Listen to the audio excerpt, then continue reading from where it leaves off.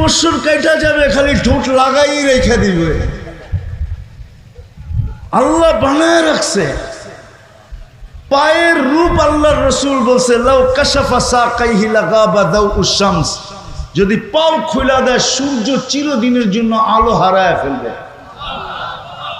আঙ্গুলের পুরের রূপ বলছে আল্লাহর রাসূল, যদি দুনিয়ার উপরে এরকম ধরে লতানাওয়ারাতিদ দুনিয়া কুল্লা, সারাটা দুনিয়া টর্চ লাইট মারলে যেরকম ফকফকে হয়ে যায় এরকম ফকফকে হয়ে যাবে। তাহলে চেহারার রূপ কিরকম? পুরা শরীরের রূপ কিরকম? এই জন্যই তো হাদিসে আছে যে সবার শেষে জান্নাতে যাবে, ওর পরে আর কেউ যাবে না।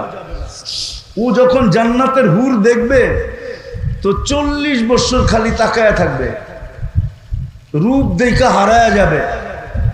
তারপরে ওর গালে মুখা